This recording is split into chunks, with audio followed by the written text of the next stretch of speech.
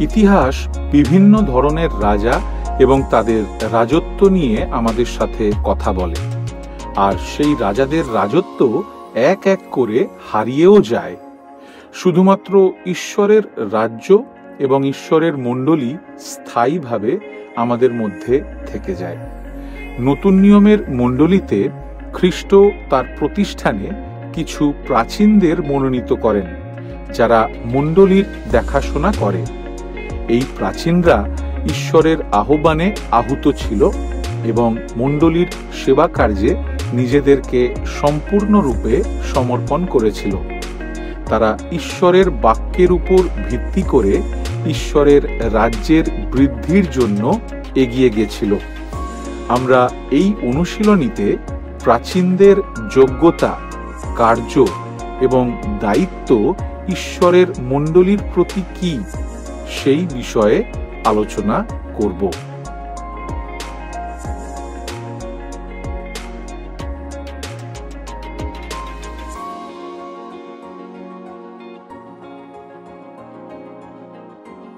কোনো নিয়োগকর্তা যখন নতুন কর্মচারী গ্রহণ করেন, তখন তারা প্রায়ই সেই কাজের বর্ণনা এবং সেই পদের জন্য প্রয়োজনীয় যোগ্যতার বিবরণ দিয়ে বিজ্ঞাপন দিয়ে থাকেন।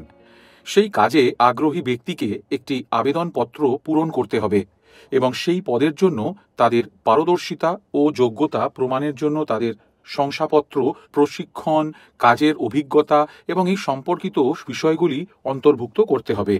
এর বেশি কিছু আমরা আশা করব না। দক্ষ পাথর মিস্ত্রি হিসাবে যদি কেউ কাজের আবেদন করেন, কিন্তু তিনি যদি কখনো ছেনি ব্যবহার না করে থাকেন বা কোনো ঢালের উপর খচিত দেওয়াল তৈরি না করে থাকেন, তাহলে আমরা তাকে সেই পদের জন্য প্রকৃতরূপে অযোগ্য বিবেচনা করব। একই বিষয় কোনো কোম্পানিতে উচ্চতর পরিচালন বর্গের জন্য আবেদনকারীর প্রতিও বলা যেতে পারে, যিনি কখনো কোনো ছোট দলকে পরিচালনা করেননি বা কোনো প্রকল্পের তদারকি করেননি। আচ্ছা, এটা যদি জগতের কাজের বিষয়ে সত্য হয়ে থাকে, তাহলে খ্রিস্টের রাজ্যের সেবা কাজের জন্য কতখানি? আমাদের আশা করা উচিত যে সদাপ্রভু খ্রিস্টের মণ্ডলীতে প্রাচীন হিসাবে সেবা কাজ করার জন্য লোকদেরকে মানদণ্ড ও যোগ্যতা দেবেন, আর ঠিক সেটাই তিনি শাস্ত্রে করে থাকেন। এই মডিউলে নতুন নিয়মে শাসনকারী প্রাচীনদের পদ সম্পর্কে বাইবেল কি শিক্ষা দেয়, আমরা তা বিবেচনা করছি। পূর্ববর্তী দুটি বক্তৃতায় আমরা মণ্ডলীর উপরে খ্রিস্টের মস্তক হওয়ার, মণ্ডলীর জন্য তার ঐশ্বরিক নির্ধারিত শাসন এবং সেই সমস্ত শাসন সংক্রান্ত কাঠামোতে সেবা করার জন্য তিনি যে পদগুলি নিয়োগ করেছিলেন সে সম্পর্কে কিছু বাইবেল সম্মতি ভিত্তি দেখেছি। সেই বক্তৃতা এবং পরবর্তী বক্তৃতাগুলিতে আমরা নির্দিষ্টভাবে শাসনকারী প্রাচীনের প্রতি আমাদের মনোযোগ রাখব। এই বক্তৃতা ও পরবর্তী বক্তৃতায় আমরা সেই সমস্ত বাইবেল সম্মত যোগ্যতা দিয়ে শুরু করব যা প্রভু তাদের মধ্যে দেখতে চান, যাদেরকে প্রাচীন হিসাবে সেবা কাজ করার জন্য আহ্বান করা হয়েছে। অতএব প্রথমত আমরা এই আহ্বান সম্পর্কে বলবো। 1 তিমথিও 3 অধ্যায়ের 1 পদ আমাদেরকে বলে, এই কথা বিশ্বসনীয়, যদি কেহ অধ্যক্ষ পদের আকাঙ্ক্ষী হন, তবে তিনি উত্তম কার্য বাঞ্ছা করেন। মনে রাখবেন, বিশপ শব্দটি অধ্যক্ষ হিসাবেও অনুবাদিত হতে পারে। এটাই এই গ্রিক শব্দের অর্থ। আর যেমন আমরা আগের বক্তৃতায় দেখেছি যে প্রাচীন ও অধ্যক্ষ শব্দ দুটি নতুন নিয়মে সমার্থক, যা আলাদা আলাদা শব্দের একই অবস্থাকে বর্ণনা করছে। পৌল এখানে বলেছেন যে এই ধারণ ক্ষমতায় সেবা করার ইচ্ছা হলো উত্তম ইচ্ছা, প্রভু ও তাঁর প্রজাদের পক্ষে এক গুরুত্বপূর্ণ কাজে জড়িত থাকার ইচ্ছা, যা 1 তিমথিও 3 অধ্যায়ের 1 থেকে 7 পদের পাশাপাশি তিত 1 অধ্যায়ের 5 থেকে 9 পদকে অনুসরণ করে, যেগুলি এই কাজের যোগ্যতার জন্য ঈশ্বরের বাইবেল সম্মত দাবি। তবে ওই সমস্ত বিষয়ে বিশদে যাওয়ার আগে আমাদের জিজ্ঞাসা করা উচিত, এটি কার প্রতি প্রযোজ্য? উত্তর হলো, এই যোগ্যতাগুলি শাসনকারী প্রাচীন ও পরিচর্যাকারীদের পদ উভয় ক্ষেত্রেই প্রযোজ্য। যারা প্রাচীন হিসাবেও কাজ করেন, মনে রাখবেন, পিতর যিনি একজন প্রেরিত শিষ্য ও সুসমাচারের পরিচর্যাকারী ছিলেন, তিনি 1 পিতর 5 অধ্যায়ের 1 এবং পরবর্তী পদগুলিতে নিজেকে সহ প্রাচীন বলে উল্লেখ করেছেন, যা স্পষ্টভাবে দেখায় যে প্রেরিত শিষ্যরাও প্রাচীন বা অধ্যক্ষ ছিলেন। তাই প্রথম তিমথেয় ৩ অধ্যায়ে আমরা যে সমস্ত যোগ্যতাগুলি দেখতে চলেছি সেগুলি কেবল পালক বা পরিচর্যাকারীর ক্ষেত্রেই প্রযোজ্য নয়, বরং প্রাচীনদের ক্ষেত্রেও প্রযোজ্য। কারণ প্রথম তিমথেয় ৩ অধ্যায় বা ১ অধ্যায়ের যোগ্যতাগুলি যদি মণ্ডলীর প্রাচীনদের পদের যোগ্যতা না হয়ে থাকে, তাহলে এই পদের যোগ্যতা কি? যদি সমস্ত কিছু নির্দেশ করা হয়ে থাকে, তাহলে শাস্ত্র কেন পরিচারক ও পরিচর্যাকারীদের জন্য যোগ্যতা দেবে? এবং যারা প্রাচীন ছিলেন কিন্তু শাসনকারী প্রাচীনদের পদের জন্য কোনো যোগ্যতা দেবে না, বিশেষ করে মণ্ডলীর মঙ্গলের জন্য, যখন প্রাচীন পদটি সবথেকে গুরুত্বপূর্ণ পদগুলির মধ্যে একটি। স্পষ্টতই প্রথম তিমথেয় ৩ অধ্যায়ের ১ থেকে ৭ পদে তালিকাভুক্ত যোগ্যতাগুলি সমস্ত প্রাচীনদের প্রতি প্রযোজ্য হয়। বাক্যের পরিচর্যাকারী এবং অন্যান্য শাসনকারী প্রাচীন যারা অন্যদের সাথে পালকে তাদের তত্ত্বাবধানে পালন করেন, উভয়ের ক্ষেত্রে। তাছাড়া প্রথম তিমথেয় ৩ অধ্যায় ২ পদে এই যোগ্যতাগুলির শুরুতে আপনি পৌলকে আবশ্যক শব্দটি ব্যবহার করতে দেখবেন। তাই আবশ্যক শব্দটির অর্থ এই যে এই যোগ্যতাগুলি অপরিহার্য। অধ্যক্ষকে অবশ্যই অনিন্দনীয় হতে হবে। এগুলি অপরিহার্য। এগুলি কেবল সাহায্যকারী নির্দেশিকা নয়। এই সমস্ত যোগ্যতা বাধ্যতামূলক। এগুলি আবশ্যক, যেগুলি ঈশ্বর তাঁর মণ্ডলীর প্রাচীনদের পদের জন্য দিয়েছেন। এই সমস্ত যোগ্যতাগুলি পূরণ না করলে কোনো ব্যক্তি ঈশ্বরের মণ্ডলীর প্রাচীন হতে পারেন না। মণ্ডলীর সমস্ত হিসাবে খ্রিস্ট এই মানদণ্ড নির্ধারণ করেছেন। মণ্ডলীর ঈশ্বরদত্ত কর্তব্য হল তিনি যা নির্ধারণ করেছেন সেগুলিকে গ্রহণ করা ও অনুসরণ করা, যার মধ্যে সমস্ত অযোগ্য ব্যক্তিদেরকে শাসনকারী প্রাচীন ও পরিচর্যাকারীর পদ থেকে দূরে রাখা অন্তর্ভুক্ত। মণ্ডলীকে অবশ্যই খ্রিস্টের সম্মানকে বজায় রাখতে হবে এবং নিশ্চিত করতে হবে যে মণ্ডলী মহান শান্তি, বিশুদ্ধতা ও একতার জন্য গড়ে উঠেছে। প্রাচীনের যোগ্যতার জন্য খ্রিস্ট যা নির্দিষ্ট করেছেন তা যথার্থভাবে উপলব্ধির জন্য আমাদেরকে সাবধানতার সাথে মনোযোগী ও অধ্যবসায়ী হতে হবে। এখানে পরবর্তী বক্তৃতাতে প্রথম তিমথেয় ৩ অধ্যায়ের বিশদ বিবরণের অধ্যয়ন হবে। তাই আসুন প্রাচীন পদের যোগ্যতাগুলি বিবেচনা করা যাক। প্রথমত, প্রথম যোগ্যতা হল একজন বিশপ বা অধ্যক্ষকে অবশ্যই অনিন্দনীয় হতে হবে। ২ পদ। অনিন্দনীয় বলতে শাস্ত্র এই বলে না যে ঈশ্বরের মণ্ডলীতে অধ্যক্ষ হতে গেলে একজন ব্যক্তিকে অবশ্যই পাপবিহীন হতে হবে। অনিন্দনীয় হওয়ার অর্থ নিন্দার ঊর্ধ্বে থাকা। কেউ যেন কোনো প্রাচীনের বিরুদ্ধে অভিযোগ এনে তা বহাল না রাখতে পারে। তা সত্য, এটা সত্য যে একজন ব্যক্তি তখনই অনিন্দনীয় যখন তার কথা ও কাজ শাস্ত্রে ঈশ্বরের পবিত্র আজ্ঞার অনুরূপ হয়, যাতে ঈশ্বরের পবিত্রতার মানদণ্ডের বিরুদ্ধে নিদারুণ অবাধ্যতার জীবনযাপনের জন্য তাকে যথার্থ রূপে অভিযুক্ত করা না যায়। শাস্ত্র বলে ইয়োব সিদ্ধ ছিলেন, যা অনিন্দনীয় হিসাবে অনুবাদিত হতে পারে, ও সরল, ঈশ্বর ভয়শীল ও কুক্রিয়া ত্যাগী ছিলেন, বা মন্দকে ত্যাগ করেছিলেন। ইয়োব ১ অধ্যায়ের ১ পদ। মণ্ডলীর প্রত্যেক প্রাচীনদের সম্বন্ধে আমাদের তাই বলা উচিত। অধ্যক্ষের মর্যাদা নিন্দার ঊর্ধ্বে থাকা উচিত। তার কথা, কাজ বা মতবাদের পাপের কারণে কেউ যেন তাকে আক্রমণ বা নিন্দা করতে না পারে। অবশ্যই প্রত্যেক খ্রিস্ট বিশ্বাসী পাপ করে এবং মৃত্যু পর্যন্ত পাপ ছাড়া থাকতে পারবে না। কিন্তু একজন অধ্যক্ষ বা প্রাচীনকে অবশ্যই তার জীবনে পাপপূর্ণ কলঙ্ক ছাড়া বিশ্বাস ও অনুতাপে চলার সুনাম বজায় রাখতে হবে। তার ন্যায়নিষ্ঠ চরিত্রের সততার প্রতি কোনো প্রশ্ন ওঠা উচিত নয়। একজন প্রাচীনকে অবশ্যই ঈশ্বর ও মানুষের সামনে সততায় পরিপক্ক হতে হবে, যেন তিনি নিন্দার বাইরে থাকেন। অন্যথায় তার তত্ত্বাবধানে থাকা লোকদের সাথে তিনি কথায়, আচরণে, ভালোবাসায়, আত্মায়, বিশ্বাসে এবং বিশুদ্ধতায় ধার্মিক উদাহরণ হতে পারবেন না। আর যারা উপযুক্ত ধার্মিক জীবনযাপন করে না, তারা এই যোগ্যতাগুলি পূরণ করতে পারে না, আর তাদের প্রাচীন হওয়া উচিত নয়। আচ্ছা, তা ঠিক কেমন দেখতে হয়? নিখুঁত মর্যাদা ও চরিত্র দেখতে কেমন? পরবর্তী যোগ্যতাগুলি নির্দিষ্ট ক্ষেত্রগুলিকে উদ্দেশ্য করে, যেগুলিতে প্রাচীনদেরকে অবশ্যই নিন্দার ঊর্ধ্বে থাকতে হবে, আর তা আমাদেরকে দ্বিতীয় সত্যে নিয়ে আসে, যা তাকে অবশ্যই এক স্ত্রীর স্বামী হতে হবে, আবার 2 পদে তাহলে প্রথমত এর অর্থ একজন প্রাচীনকে অবশ্যই পুরুষ হতে হবে। কেবল একজন পুরুষ এক স্ত্রীর স্বামী হতে পারে না, যা মহিলাদেরকে এই পদ থেকে নিবারিত করে। ঈশ্বরের আদেশ অনুসারে পুরুষদেরকে নেতৃত্ব দেওয়ার জন্য নিয়োগ করা হয়েছে। এই যোগ্যতাগুলির পরিবর্তে আমরা শিখি যে একজন প্রাচীন অবশ্যই শিক্ষা দিতে সক্ষম হবেন। তবে এর কয়েকটি পদ আগে 2 অধ্যায়ের 12 পদে পৌল বলেছেন, আমি উপদেশ দিবার কিংবা পুরুষের উপরে কর্তৃত্ব করিবার অনুমতি নারীকে দিই না, কিন্তু মনোভাবে থাকতে বলি। একই বিষয়ে আমরা 1 করিন্থীয় 14 অধ্যায়ের 34 থেকে 35 পদেও দেখতে পাই। তাই আমরা শিখি যে কেবল পুরুষেরাই প্রাচীন হতে পারেন, কিন্তু তারপর তাকে অবশ্যই এক স্ত্রীর স্বামী হতে হবে। তাই রোমান ক্যাথলিক মণ্ডলীর শিক্ষার বিপরীতে মণ্ডলীর অধ্যক্ষদের অবিবাহিত বা অনুরা থাকতে হবে না।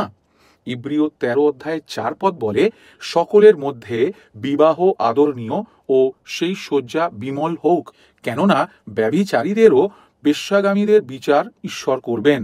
কিন্তু আমাদেরকে বলা হয়েছে যে একজন প্রাচীনকে অবশ্যই এক স্ত্রীর স্বামী হতে হবে। তাহলে এর অর্থ কি? এই যে একজন পুরুষকে প্রাচীন হওয়ার জন্য অবশ্যই বিবাহিত হতে হবে, বা তিনি যদি বিবাহিত হয়ে থাকেন তাহলে তিনি কি কেবল একজন স্ত্রীর সাথেই বিবাহিত থাকবেন? 1 করিন্থীয় 7 অধ্যায়ের 8 থেকে 9 পদ বলে, আমরা জানি যে প্রেরিত পৌল, যিনি 1 তিমথি এবং তিত উভয় পত্র দুটি লিখেছিলেন, তিনি অবিবাহিত ছিলেন। তিনি আমাদেরকে এই কথা বলেন। অতএব এই দাবি স্পষ্টভাবে বলে যে যদি কোনো পুরুষ বিবাহ করেন বা বিবাহিত হয়ে থাকেন, তাহলে ঈশ্বরের দৃষ্টিতে তার একের বেশি স্ত্রী থাকা উচিত নয়। তাই এটি একজন প্রাচীনের কাছে বহু বিবাহের নিষেধাজ্ঞা প্রকাশ করে। আর বিশেষ করে পৌল যখন লিখছেন, সেই সময় অনেক পুরুষের একের বেশি স্ত্রী ছিল। নতুন নিয়ম সৃষ্টির সময় থেকে ঈশ্বরের আজ্ঞাকে নিশ্চিত করে যে মানুষ আপন পিতামাতাকে ত্যাগ করে আপন স্ত্রীতে আসক্ত হবে এবং তারা একাঙ্গ হবে। আদিপুস্তক 2 অধ্যায়ের 24 পদ। আচ্ছা, এটি অন্যান্য ব্যবহারিক প্রশ্নকেও তুলে ধরে। উদাহরণস্বরূপ, বিবাহ বিচ্ছেদের ক্ষেত্রে আর অবাইবেল সম্মতভাবে তাদের স্ত্রীদের পরিত্যাগ করে কোনো রকম কারণ ছাড়াই আর অন্য মহিলাকে বিয়ে করে, তখন সেখানে সমস্যা আছে। কারণ ঈশ্বরের সামনে তাদের একই সময় একের বেশি স্ত্রী থাকে, যা ঈশ্বরের বিধানের বিপরীত। আর তাই তারা মণ্ডলীর অধ্যক্ষ নাও হতে পারে।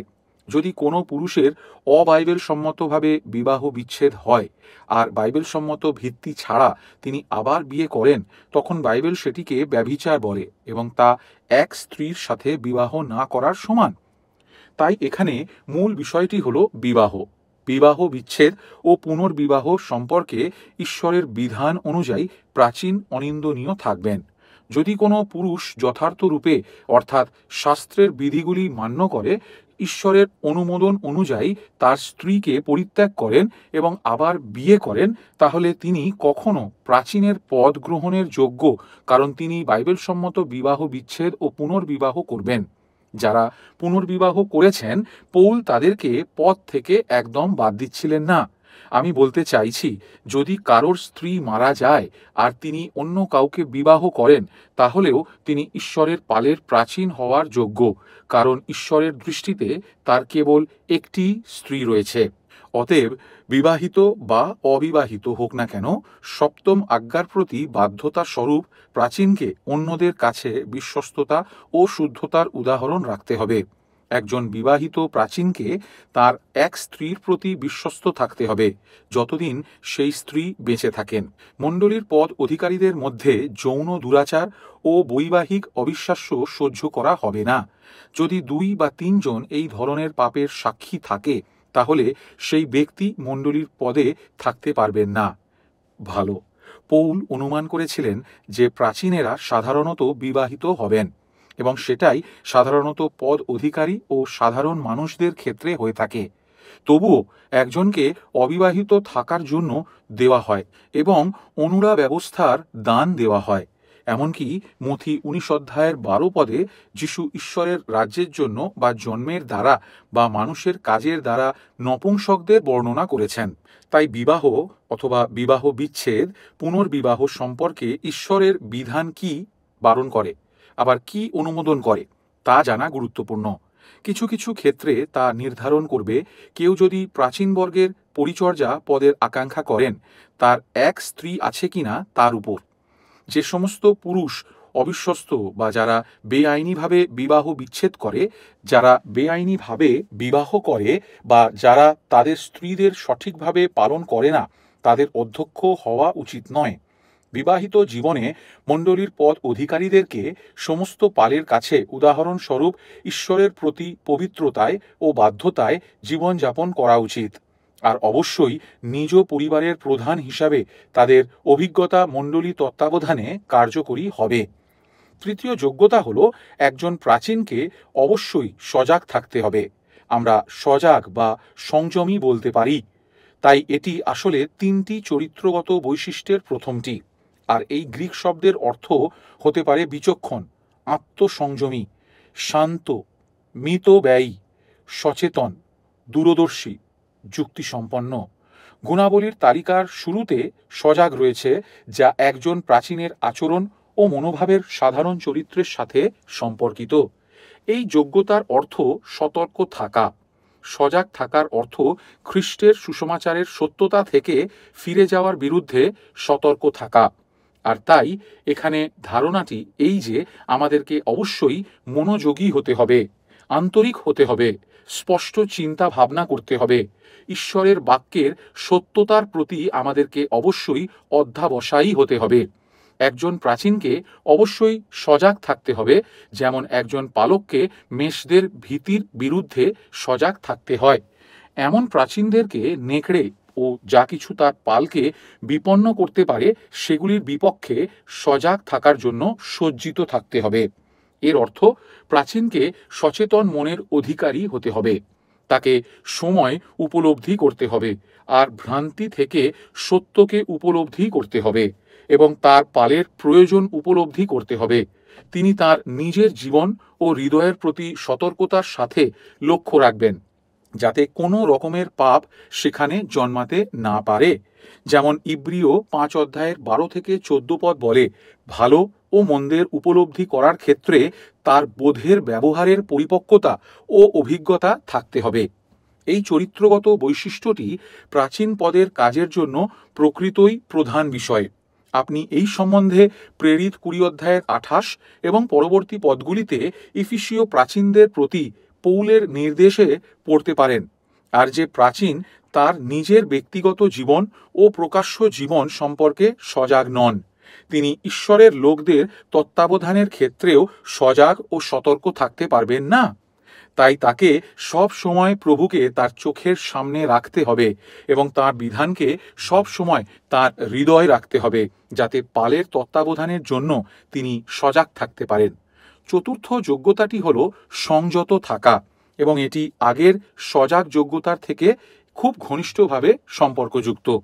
এখানে গ্রিক শব্দটির অর্থ দূরদর্শী, চিন্তাশীল বা আত্মসংযমী হতে পারে।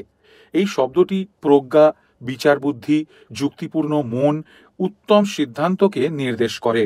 যেখানে আগের সজাগ হওয়ার যোগ্যতার মধ্যে একজন প্রাচীনকে বিচক্ষণ ও যুক্তিপূর্ণ মনের অধিকারী হতে হয়, যাতে তিনি নিজের বিষয় ও পালের বিষয় সতর্ক ও সজাগ থাকতে পারেন।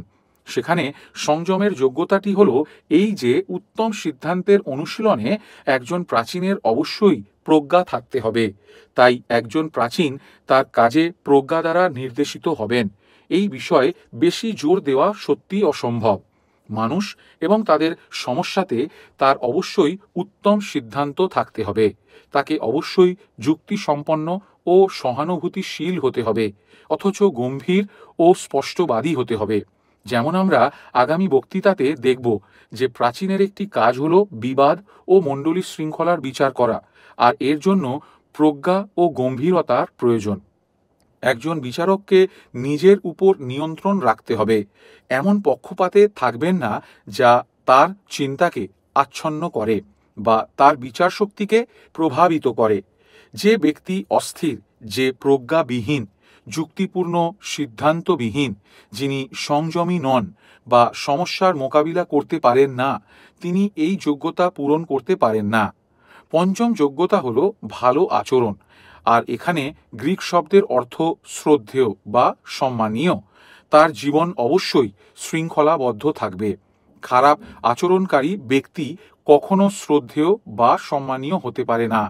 একজন শ্রদ্ধেয় ব্যক্তি তার যোগ্যতা ও উপযুক্ত চরিত্রের জন্য বশ্যতা স্বীকারের, শ্রদ্ধার, সম্মানের এবং উচ্চ ধারণার যোগ্য। ষষ্ঠ যোগ্যতা হল অতিথি পরায়ণ। আর সত্যই এটি প্রথম দুটি দক্ষতা বা দানের প্রথমটি, যা ঈশ্বর মণ্ডলীর একজন প্রাচীন বা অধ্যক্ষের কাছ থেকে চান। অতিথি পরায়ণতার গ্রিক শব্দটি একটি যৌগিক শব্দ, যা দুটি অংশ নিয়ে গঠিত। এই শব্দটির প্রথম অংশের অর্থ যিনি ভালোবাসেন, আর এই শব্দের দ্বিতীয় অংশটির অর্থ একজন অতিথি সেবক।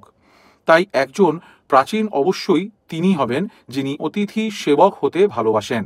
একজন অতিথি সেবক হওয়ার অর্থ অতিথিদের খাবার দেওয়া নয়। এটি একটি উপায় যেটির দ্বারা আমরা খ্রিস্টের দেহের অন্যদের পরিচর্যার জন্য আমাদের দানগুলিকে ব্যবহার করতে পারি। আর তাই অতিথেয়তা হল ঈশ্বর আমাদের যা দিয়েছেন তা অন্য খ্রিস্টীয় বিশ্বাসীদের সাথে তাদের নৈতিক উন্নতি সাধন ও পারস্পরিক উৎসাহের জন্য ভাগ করে নেওয়া। তা হতে পারে আমাদের বাড়িতে কারোর থাকার ব্যবস্থা করা, বা আমাদের বাড়িতে খাওয়ার জন্য আসা হতে পারে, বা হতে পারে আরও অন্য উপায়ে তাদের যত্ন করা। এটি অতিথি ও আগন্তুকদের মধ্যে এক বন্ধুত্বপূর্ণ ও উদার অভ্যর্থনার আচরণ। প্রথম পিতর 4 অধ্যায় শেখায় যে ঈশ্বরের লোকদের প্রতি ভালোবাসা প্রকাশের একটা দিক হল অতিথি পরায়ণ হওয়া। তা এমন কিছু যা আমাদেরকে আনন্দে ও স্বেচ্ছায় করতে হবে। তাই প্রত্যেক খ্রিস্ট বিশ্বাসীকে, বিশেষ করে মণ্ডলীর প্রাচীনকে, অবশ্যই অতিথি পরায়ণ হতে হবে। একজন অধ্যক্ষকে ঈশ্বরের লোকদের কাছে উদাহরণস্বরূপ হতে হবে।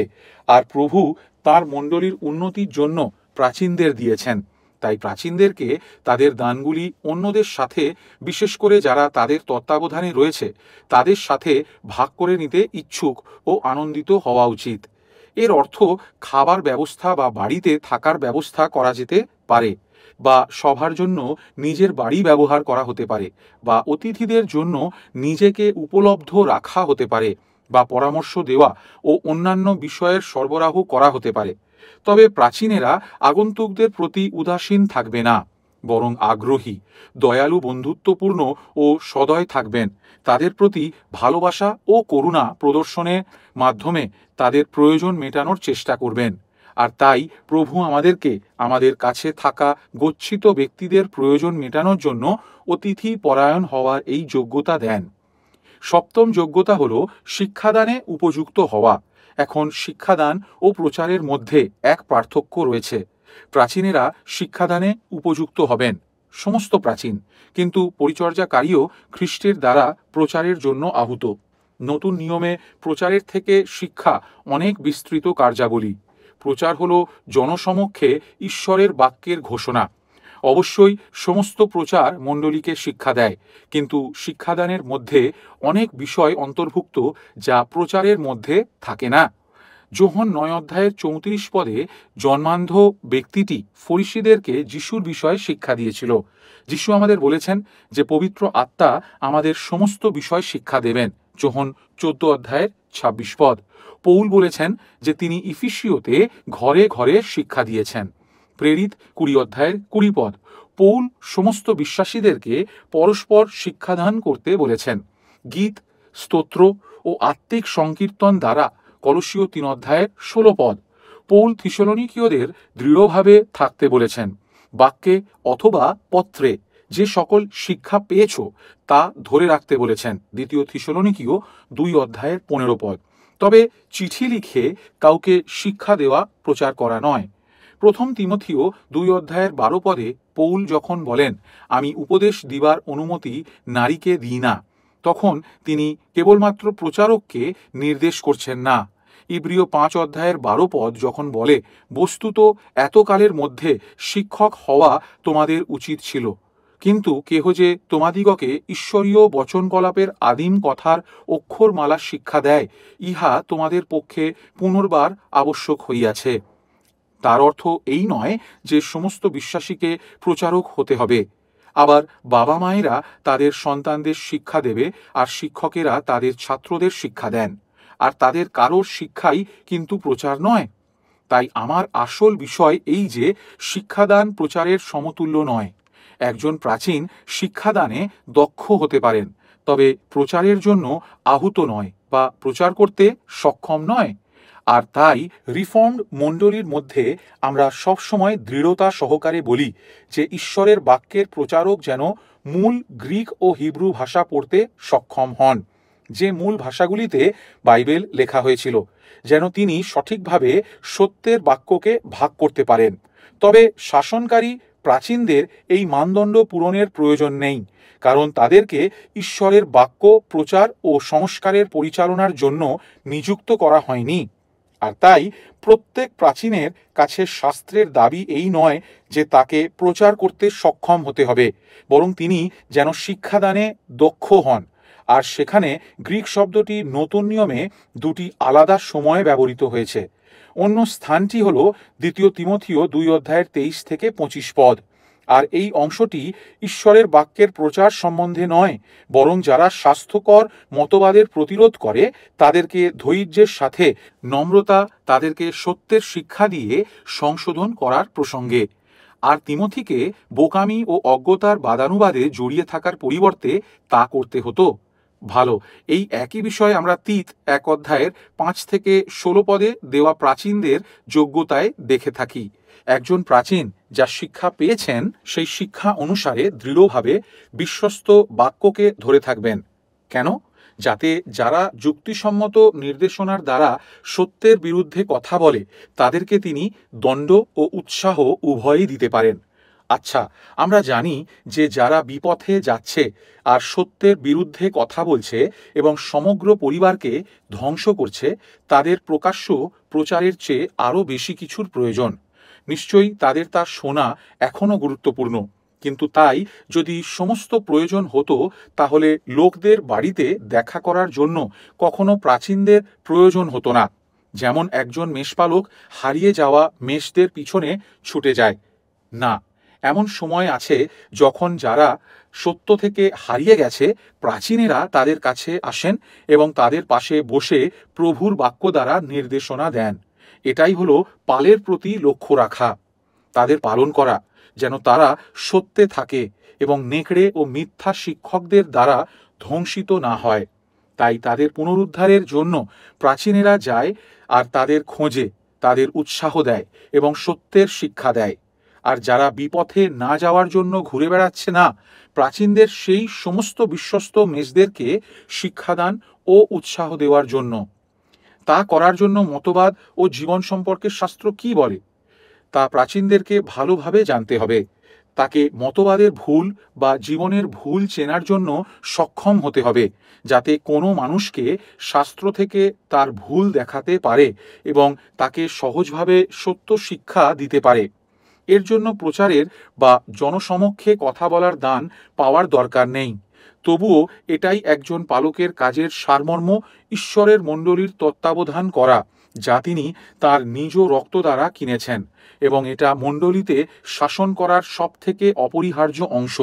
আর তাই একজন প্রাচীন হয়তো বিস্ময়করপূর্ণ দানপ্রাপ্ত হতে পারেন, আর তিনি মূল্যবান আত্মাগুলিকে এক এক করে নির্দেশনা দিতে পারেন বা সত্যে পরিচালনা করার জন্য 3-4 জনের সাথে দেখা করতে পারেন এবং সম্পূর্ণভাবে যোগ্য হতে পারেন এবং তার কাজে আদর্শ হতে পারেন। কিন্তু তা কখনোই অস্বীকার করে না যে ঈশ্বর কিছু ব্যক্তিকে তার বাক্যে প্রচারের জন্য দান দিয়েছেন, আহ্বান করেছেন এবং পৃথকীকরণ করেছেন। আর তাই পৌল তিমথিকে আদেশ করেছেন, তুমি বাক্য প্রচার করো। 2 তিমথিও 4:2 পদ। যিশু এবং তার প্রেরিত শিষ্যরা বাক্য প্রচার করেছিলেন। সত্য এই যে কিছু প্রাচীন শাসন করেন এবং কিছু প্রাচীন প্রচার ও সংস্কার ব্যবহারের কাজে শাসন ও বাক্যের পরিশ্রম উভয়ই করেন।